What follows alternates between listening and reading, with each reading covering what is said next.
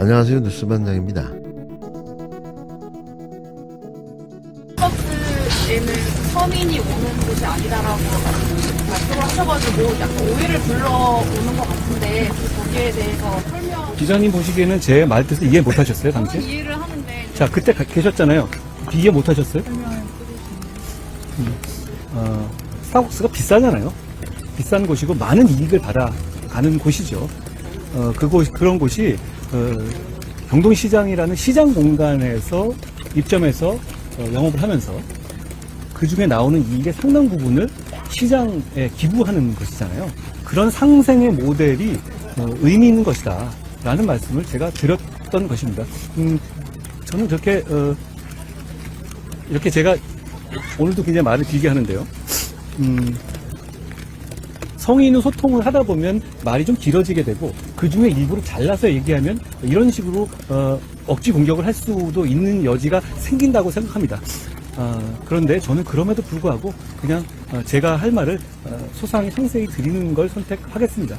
그리고 앞으로 조금 더 그런 식으로 잘라서 억지로 공격하는 것까지도 생각하면서 더 조심하면서 말을 하겠습니다. 대체 이게 무슨 말일까요? 저는 이해를 못하겠습니다. 스타벅스가 왜 비싼 곳일까요? 커피 한 잔에 4,500원. 계속 말씀드리지만 이 정도의 커피 가격이 대한민국 서민들은 가서 마실 수 없는 커피 가격일까요? 자신의 실언을 사과하고 발언이 실수였다고 말하면 됩니다. 끝까지 말도 안 되는 주장을 일삼으며 자기 합리화에 여념이 없는데요. 결국 이 모든 책임이 언론의 잘못된 보도 탓이라는 겁니다. 어쩌면 이렇게 한결같을 수 있을까요? 이날 한 위원장은 연탄 나눔 봉사를 한다며 또 보여주기 쇼를 해댔는데요. 그런데 얼굴에 수검댕이는 왜 묻혀 놓은 걸까요? 얼굴로 연탄을 나릅니까? 정말 봐줄 수가 없습니다. 같은 날 김어준의 겸손은 힘들다 뉴스공장 더 사롱 코너에 출연한 강유정 교수가 인간 한동훈의 캐릭터를 분석했는데요. 너무 재미있고 정확한 분석이라 생각해 소개해드릴까 합니다. 저는 공감이 너무 됐는데요. 여러분은 어떻게 생각하십니까?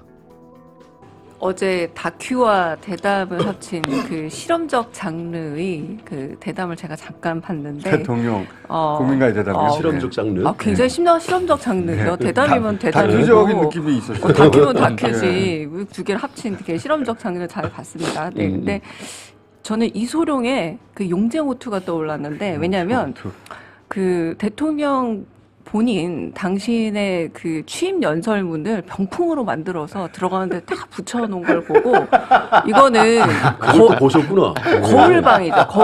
거울방에서 나와 싸우고 있는 그 외로운 엽기야, 이소룡을 엽기. 보고 있는 듯한 그 실험적 카메라 영상을 각도도 보면서 다큐처럼 쫙 잡았어요. 네, 예. 네. 그러니까 자기 연설문을 매일 출근해서 국무회의 들어갈 때마다 그걸 본다라는 겁니다. 그러니까 얼마나 자기 만족적인 사람인지 알 수 있는데 죄송하게도 한동훈 비대위원장은 그 거울에 이재명 대표가 붙어 있나 봐요.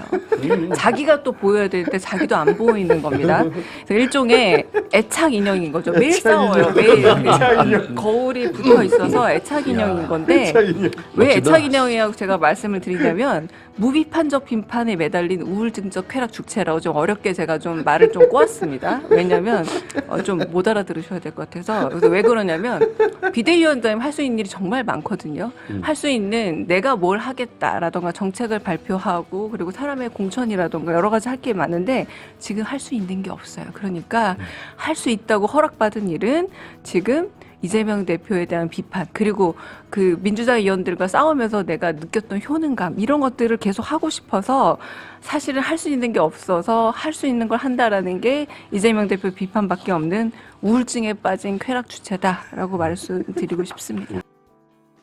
대체 이 나라는 어디로 가고 있는 걸까요?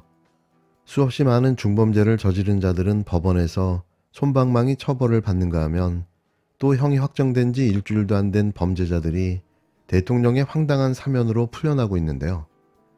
도무지 믿을 수 없는 일들이 2024년 대한민국에서 버젓이 벌어지고 있는 겁니다. 이게 과연 정상적인 나라에서 있을 수 있는 일일까요?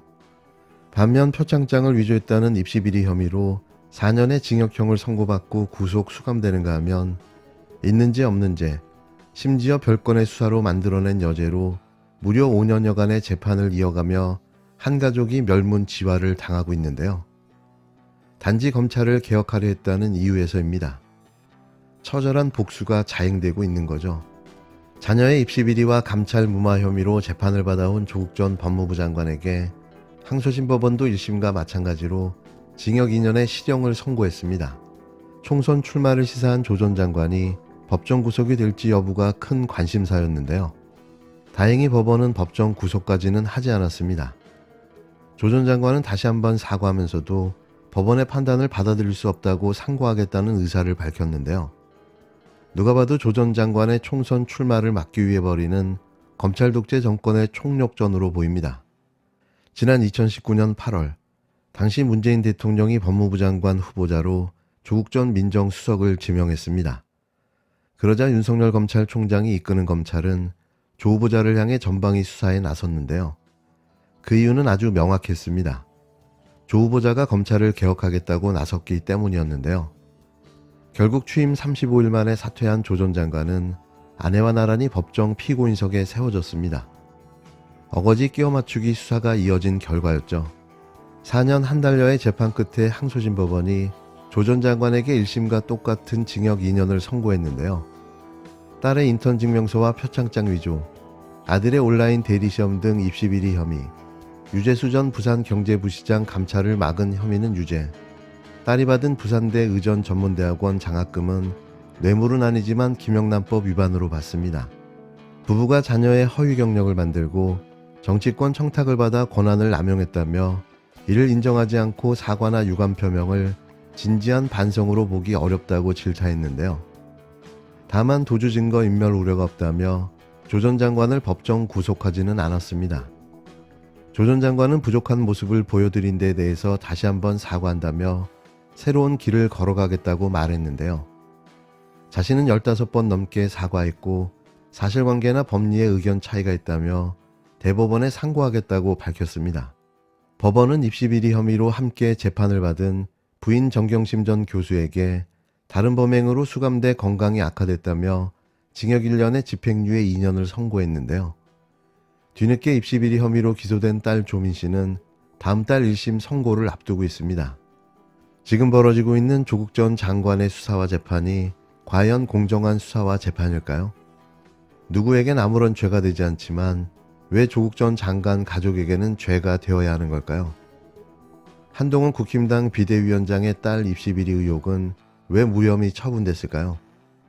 조민 씨에게 적용된 법리가 적용됐다면 과연 한 위원장의 딸 한지우는 아무런 죄가 없을까요? 같은 잣대와 기준으로 수사와 재판을 했다면 한 위원장과 그 부인도 징역 2년, 아니 4년의 실형이 나왔을까요? 우리는 이런 걸 불공정이라고 말하는 겁니다. 항소심 판결을 겸허히 받아들입니다. 그러나 항소심 재판의 사실관계 파악과 법리 적용에 동의할 수 없기에 상소하여 대법원의 최종 판단을 구하고자 합니다. 2019년 법무부 장관 후보로 지명된 순간부터 지금에 이르는 5년의 시간은 저와 가족들에게 무간지옥의 시간이었습니다. 하루하루 고통스럽지 않은 날이 없었습니다. 법무부 장관 후보 지명 이후 여러 차례 국민들께 사과드렸지만 다시 한번 사과 말씀 올리고 싶습니다. 저와 제 가족일로 인해 국민 사이에 분열과 갈등이 일어나고 국민들께 부족하고 실망스러운 모습을 보인 데 대해 다시 한번 사과드립니다. 앞으로 계속 자성하고 성찰할 것입니다. 저는 많이 부족하고 여러 흉이 있습니다. 그러나 여기서 포기하지 않고 새로운 길을 걸어가겠습니다. 검찰개혁을 추진하다가 무수히 찔리고 베였지만 그만두지 않고 검찰 독재의 횡포를 막는 일에 나설 것입니다. 검찰 독재의 횡포를 온몸으로 겪은 사람으로 어떠한 일도 마다하지 않겠습니다. 국민들의 의견을 폭넓게 수렴하고 매서운 비판도 기꺼이 감수하겠습니다. 감사합니다. 오늘 재판부에서는 진지한 반성이 없는 것으로 보인다 이렇게 지적했는데 그에 대해서 한 말씀 해주시죠. 제가 총 15차례 이상 대국민 사과를 했고요. 아마 재판부에서는 기소된 사실 그 자체를 모두 인정하라는 주의신 것 같은데 제가 사실관계와 법리에서 다투고 있다는 점만 말씀드리겠습니다. 그 입시 비리나 직권남용 같은 거에서 1심이랑 거의 비슷하게 판단이 나왔는데 그 점은 좀 어떻게 보시나요? 네, 모두에 말씀드렸듯이 사실관계와 법리 적용에 있어서 연차가 있기 때문에 대법원에서 다투도록 하겠습니다. 총선에는 나가실 생각이신가요? 지금 제가 말씀드릴 수는 없는데 오늘 또는 뭐 조만간 저에 대한 입장을 공식적으로 표명할 시간이 있을 것으로 보고요. 제가 대법원 판결을 앞두고 제가 개인적으로 특별히 할 일은 없을 것이라서 대법원 판결 전에 제가 할 수 있는 모든 일을 다하겠다라고 말씀드리겠습니다. 네. 검찰이 조민 씨에 대해서도 구형을 했는데 그에 대해서는 좀 입장 없으실까요? 네? 조민 씨에 대한 구형에 대해서는. 조민 재판부에서 현명히 판단하실 것이라 예상합니다. 네, 감사합니다.